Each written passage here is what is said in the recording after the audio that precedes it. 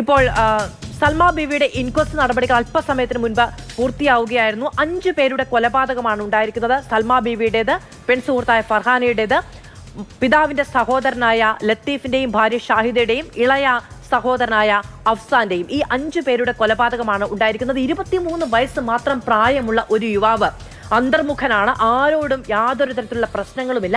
അവനവന്റെ കാര്യം നോക്കി ജീവിക്കുന്ന ഒരു സാധു യുവാവ് എന്ന നിലയ്ക്ക് കണ്ട ഒരാൾ 23 വയസ്സ് ഡ്രോപ്പ് ഔട്ട് ആണ് എന്ന് കൂടി പറയുന്നു. വിദ്യാഭ്യാസം പൂർണ്ണമായും 23 വയസ്സുള്ള അഫാൻ പോലീസ് സ്റ്റേഷനിൽ ഈ ക്രൂരകൃത്യം എല്ലാം ചെയ്തതിനു ശേഷം പോലീസ് സ്റ്റേഷനിലേക്ക് ചെല്ലുന്നു. പോലീസ് സ്റ്റേഷനിലേക്ക് ഓട്ടോയിൽ ചെന്നിറങ്ങിയതിനു ശേഷം ആദ്യം കണ്ട പോലീസുകാരനോട് പറഞ്ഞത് പാങ്ങോടും പരിസരത്തുമായി 5-6 പേരെ തട്ടിയിട്ടുണ്ട് എന്ന് വളരെ ഒരു വികാരവുമില്ലാതെ നിർവികാരമായി വളരെ ഈസി ആയിട്ട് വളരെ എന്നുവെച്ചാൽ ഒരു ഭാവമാറ്റവും ഇല്ലാതെയാണ് 5-6 പേരെ തട്ടിയിട്ടുണ്ട്, അവർ മരിച്ചിട്ടുണ്ടാകും എന്ന് പോലീസിനോട് പറയുന്നത്. പോലീസിന് ഇത് ആദ്യം വിശ്വസിക്കാൻ കഴിഞ്ഞില്ല.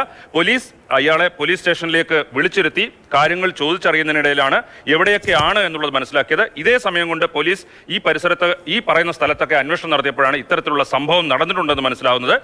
പോലീസിന്റെ ശ്രദ്ധ അഫാനിൽ നിന്ന് മാറിയ സമയത്താണ് കയ്യിൽ കരുതിയിരുന്ന എലിവിഷം ഇയാളെടുത്ത് കഴിക്കുകയും ചെയ്തത്.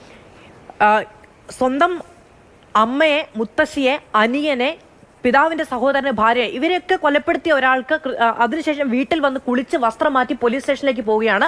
ഒരു ഓട്ടോയിൽ കയറിയാണ് പോകുന്നത്. വീടിനടുത്തുള്ള ഒരു യുവാവിന്റെ ഓട്ടോ തന്നെയാണ്. ഒരുപക്ഷെ ഭാഗ്യം കൊണ്ട് രക്ഷപ്പെട്ടതായിരിക്കാം. അവിടെ നിന്ന് പോലീസ് സ്റ്റേഷനിലെത്തി ഈ കാര്യങ്ങൾ വ്യക്തമാക്കുകയാണ്. പോലീസുകാർ സ്വാഭാവികമായും വിശ്വസിക്കുന്നില്ല. ഇങ്ങനെ ഒരു യുവാവ്, ഒരു ചെറുപ്പക്കാരൻ വന്നിട്ട് ഞാൻ 6 പേരെ കൊന്നിട്ടുണ്ട് എന്ന് പറയുന്ന സമയത്ത് ഒരുപക്ഷെ ലഹരി ഉപയോഗിച്ചിട്ട് ബോധമില്ലാതെ വന്ന് പറയുന്നതായിരിക്കാം എന്ന നിലയ്ക്ക് അടക്കം ചിന്തിക്കുകയുണ്ടായി. പക്ഷേ അതിനുശേഷം ഈ ആളുകളുടെ പേരുകൾ, വിവരങ്ങൾ ഇതെല്ലാം പങ്കുവെക്കുന്ന സമയത്താണ് പോലീസിന് ആശങ്കയുണ്ടാകുന്നത്. ഡിവൈഎസ്പി വിളിച്ചു വരുത്തുന്നത്, പിന്നീട് നടത്തിയ അന്വേഷണത്തിൽ ഈ പറയുന്ന ആളുകളുടെ ഒന്നും ഫോൺ നമ്പറിൽ വിളിച്ചിട്ട് ബന്ധപ്പെടാൻ കഴിയാതിരിക്കുന്നത്. അങ്ങനെ നടത്തിയ അന്വേഷണത്തിലാണ് ഈ ഓരോ കൊലപാതകങ്ങളുടെയും ചുരുളഴിയുന്നത്. റിപ്പോർട്ടേഴ്സ് നമ്മുടെ പല സ്ഥലങ്ങളിലായിട്ട് നമ്മുടെ റിപ്പോർട്ടർമാർ ഇപ്പോൾ തയ്യാറാണ്. സ്റ്റെഫിൻ വെഞ്ഞാറമൂട് ആശുപത്രിക്ക് മുന്നിലുണ്ട്. അതുപോലെ തന്നെ ജിബിൻ അഫാന്റെ വീട്ടിലുണ്ട്. പ്രശാന്ത് കൃഷ്ണ പാങ്ങോട് സൽമാ ബീവിയുടെ വീടിന് മുന്നിലുണ്ട്. അവിടെ ഇൻക്വസ്റ്റ് നടപടികൾ പൂർത്തിയായിക്കൊണ്ടിരിക്കുന്നു. രാഹുൽ നാഥ് ലത്തീഫിന്റെ വീട്ടിൽ ഉണ്ട്. കണ്ണൻ നായർ വെഞ്ഞാറമൂട് പോലീസ് സ്റ്റേഷനിൽ. അല്പം മുൻപ് വെഞ്ഞാറമൂട് ജംഗ്ഷനിലുള്ള ആണ്ടവ സ്റ്റോഴ്സിന് മുന്നിൽ നിന്നും ഉള്ള വിവരങ്ങൾ ഇതിനകം കണ്ണൻ നായർ നൽകി കഴിഞ്ഞു. സ്റ്റെഫിൻ, അവിടെ വെഞ്ഞാറമൂട് ആശുപത്രിയിൽ ഈ അഫാന്റെ മാതാവുണ്ട്. അവരുടെ ആരോഗ്യസ്ഥിതി ഇപ്പോൾ എങ്ങനെയാണ്? രാജീവ്, ഇന്നലെ കൊണ്ടുവന്നപ്പോൾ അതീവ ഗുരുതരാവസ്ഥയിലായിരുന്നു. പക്ഷേ ഇന്ന് നമ്മൾ രാവിലെ ആശുപത്രി അധികൃതരുമായി സംസാരിക്കുമ്പോൾ മനസ്സിലാക്കാൻ കഴിയുന്നത് കൂടുതൽ ആരോഗ്യസ്ഥിതി മെച്ചപ്പെട്ടിട്ടുണ്ട് എന്നുള്ളതാണ്. പക്ഷേ ഡോക്ടർമാർ ചോദിക്കുന്ന പല കാര്യങ്ങൾക്കും വ്യക്തമായ മറുപടികൾ നൽകുന്നില്ല. പേര് കൃത്യമായി തന്നെ പറയുന്നുണ്ട്. പേര് ചോദിക്കുമ്പോൾ ഷെമി എന്ന് പറയുന്നുണ്ട്. പക്ഷേ ഇന്നലെ നടന്ന സംഭവങ്ങളെക്കുറിച്ച് ഓർത്ത് പറയുന്നതിന് വേണ്ടി കഴിയുന്നില്ല. ഒരു അവ്യക്തത നിലനിൽക്കുന്നു. ഇന്ന് രാവിലെയും ആറ്റിങ്ങൽ ഡിവൈഎസ്പി ഇവിടെ മൊഴിയെടുക്കുന്നതിന് വേണ്ടി വന്നിരുന്നു. പക്ഷേ അത് സാധ്യമായിട്ടില്ല എന്നുള്ളതാണ് നമുക്ക് മനസ്സിലാക്കാൻ കഴിയുന്നത്. ഈ ഘട്ടത്തിൽ ഏതായാലും അവരോട് വിശദമായി കാര്യങ്ങൾ ചോദിച്ചറിയുക ബുദ്ധിമുട്ടാണ്. ആശുപത്രിയിലെ മറ്റ് ഡോക്ടർമാരുടെ എല്ലാം സാന്നിധ്യത്തിൽ ചോദ്യം ചെയ്യൽ നടക്കേണ്ടതുണ്ട് ഇനി ഏതായാലും. കാരണം അവർക്ക് കൃത്യമായ കാര്യങ്ങൾ ഓർത്തെടുത്ത് പറയാൻ കഴിയുന്നില്ല എന്നുള്ളതാണ് ഈ ഘട്ടത്തിൽ മനസ്സിലാക്കേണ്ടത്. പക്ഷേ ഏതായാലും അപകട നില തരണം ചെയ്തിട്ടുണ്ട്. കാരണം തലയ്ക്കാണ് ഗുരുതരമായി തന്നെ പരിക്കേറ്റിരിക്കുന്നത്. തലയുടെ പിന്നിലും മുൻവശത്തുമൊക്കെ ആയിട്ട് നല്ല രീതിയിലുള്ള പരിക്കുകളുണ്ട്. അതുകൊണ്ട് തന്നെ ആരോഗ്യസ്ഥിതി വീണ്ടെടുക്കുന്നതിന് വേണ്ടി വിദഗ്ധമായ ചികിത്സ ആവശ്യമാണ്. അത് നൽകിക്കൊണ്ടിരിക്കുകയാണ്. തീവ്രപരിചരണ വിഭാഗത്തിലാണ് ഇപ്പോഴും ഷെമി ഉള്ളത്.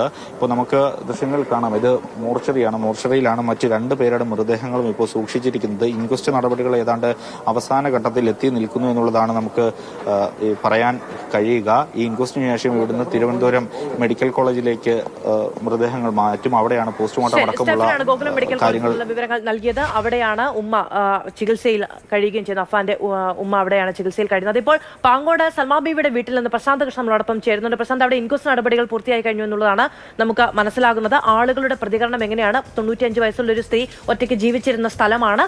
അവിടെ കൂട്ടുകിടക്കാൻ മക്കളൊക്കെ വരാറുണ്ടായിരുന്നു. പക്ഷെ ഇങ്ങനെ ഒരു വലിയ കൂട്ടക്കുരുതിയുടെ ഭാഗമായിട്ടാണ് ഈ സ്ത്രീ മരിച്ചത് എന്നുള്ള തിരിച്ചറിവ് അവർക്ക് എങ്ങനെയായിരുന്നു?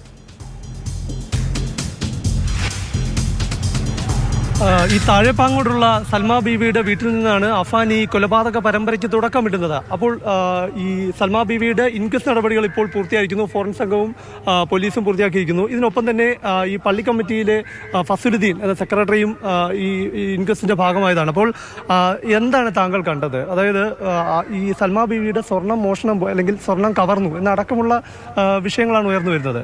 സൽമാ ബീവിയുടെ ശരീരത്തിൽ സ്വർണം ഉണ്ടായിരുന്നു? കമ്മൽ മാത്രം ഉണ്ടായിരുന്നു. അപ്പോൾ കാണുമ്പോഴത്തേക്ക് കമ്മൽ മാത്രമേ ഉണ്ടായിരുന്നുള്ളൂ, മറ്റുള്ളതൊന്നുമില്ല. കഴുത്തിൽ മാല ഉണ്ടായിരുന്നു? കഴുത്തിൽ മാല ഉണ്ടായിരുന്നു, കഴുത്തിൽ മാലയില്ല. മെനഞ്ഞാന്നുണ്ടായിരുന്നു, അത് അവർ ഊരി കൊടുക്കുകയും ചെയ്തു. രണ്ടാമത് ഒരെണ്ണം കൊണ്ടുപോയെന്ന് പറയുന്നത്. ഏതായാലും മൃതദേഹത്തിൽ കഴുത്തിൽ കമ്മൽ മാത്രമേ ഉണ്ടായിരുന്നുള്ളൂ. മുറിവേറ്റ പാട് എവിടെയാണ്? മുറിവേറ്റ പാടുന്നത് തലയുടെ ഈ ഭാഗത്തായിട്ട് അടിയിട്ടിരിക്കുന്നു. ആഴത്തിനുള്ള മുറിവാണ്. പിന്നെ ശരിക്കും അവിടെ ഇവിടെയൊക്കെ ആയിട്ടുള്ള ചെറിയ മുറിവുകളേ ഉള്ളൂ.